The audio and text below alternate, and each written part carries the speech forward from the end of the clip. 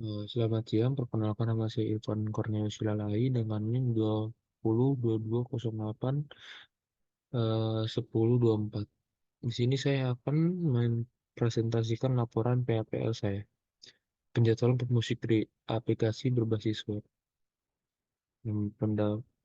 Pertama adalah pendahuluan. Nah, di latar belakang ini musik dalam peribadahan gereja tidak hanya berfungsi untuk mengiring dan memainkan nada-nada sakral, tetapi juga sebagai medium yang mengantarkan pesan dan nilai-nilai spiritual kepada jemaat. Dalam konteks ini, keberadaan pemusik gereja menjadi sangat vital. Mereka tidak hanya bertugas menyajikan musik, tetapi juga memastikan bahwa setiap rangkaian ibadah dapat berlangsung dengan khidmat dan lancar. Dengan berkembangnya teknologi informasi, peluang untuk mengoptimalkan proses penjadwalan pemusik gereja menjadi terbuka lebar. Aplikasi berbasis teknologi informasi yang dirancang khusus untuk menjadwalkan pemusik gereja dapat memberikan solusi atas berbagai tantangan yang dihadapi. Tantangan tersebut antara lain adalah mencapai koordinasi antara pemusik, pemilihan lagu yang sesuai dengan tema ibadah, serta pengelolaan sumber daya musikal yang dengan efektif. Analisis proses bisnis yang akan dilakukan dalam laporan ini bertujuan untuk menggali lebih dalam tentang bagaimana aplikasi tersebut dapat diintegrasikan dalam kegiatan gereja.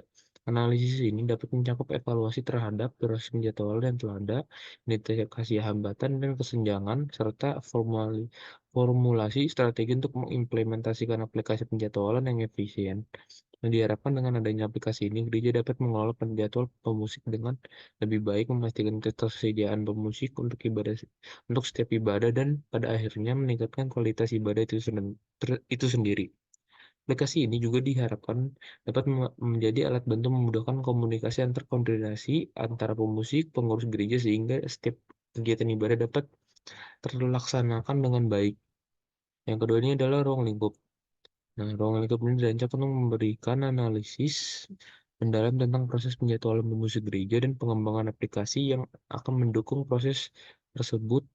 Ruang lingkup laporan yang diikuti, yang pertama itu evaluasi sistem penjadwalan saat ini, yang kedua itu adalah kebutuhan dan harapan, yang ketiga itu adalah desain aplikasi penjadwalan, yang keempat itu adalah strategi implementasi, yang kelima itu adalah manfaat yang diharapkan, yang keenam itu adalah pengembangan berkelanjutan. Nah, tujuan proyek ini, yang pertama itu adalah mempermudah proses penjadwalan, yang kedua itu meningkatkan koordinasi, yang ketiga itu integrasi dengan sistem gereja, yang keempat adalah mendukung keputusan manajemen, yang kelima itu adalah menyediakan pengalaman pengguna yang berkualitas.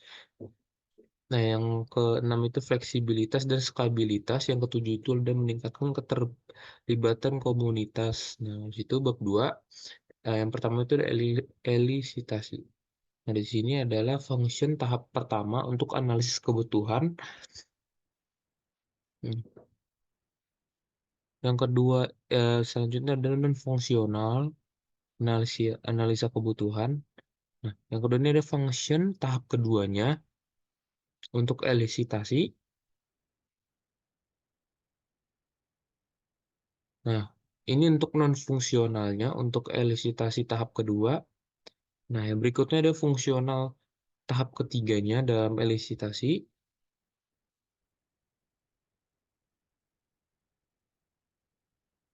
Dan ini untuk non-fungsionalnya. Nah, yang terakhir ini adalah elisitasi final untuk function tahap terakhir untuk analisis kebutuhan, dan non-fungsional untuk analisis kebutuhan.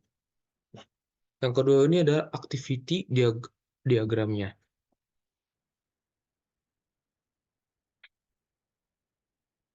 User mengajukan permintaan data pemusik gereja, dari situ dari pengurus gereja, pengurus menerima pengajuan permintaan data penulis gereja, lanjut lagi pengurus menyetujui permintaan data-data gereja, yang di situ lanjut lagi ke user menerima data-data pemusik gereja.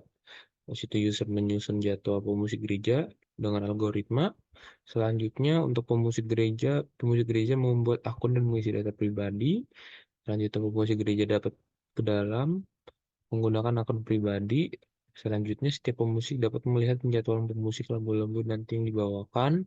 Yang terakhir itu adalah user melakukan penyempurnaan proses penjadwalan pemusik. Nah, untuk diagram use case-nya di sini adalah user membuat akun, melihat jadwal gereja, mencari jadwal pemusik, melihat lagu ibadah, mengelola untuk user. Nah, ini untuk adminnya, dia mengelola data, membuat jadwal pemusik, membuat jadwal lagu. Ini untuk admin. Nah, di sini untuk eh, spesifikasi use case diagram untuk user eh, dalam use case name membuat akun, ini untuk melihat jadwal pemusik, ini untuk mencari jadwal pemusik, ini untuk melihat lagu ibadah, yang kedua ini untuk use case untuk admin mengelola data, ini membuat jadwal pemusik dan lagu ibadah. Oke, sekian dari presentasi saya. Terima kasih.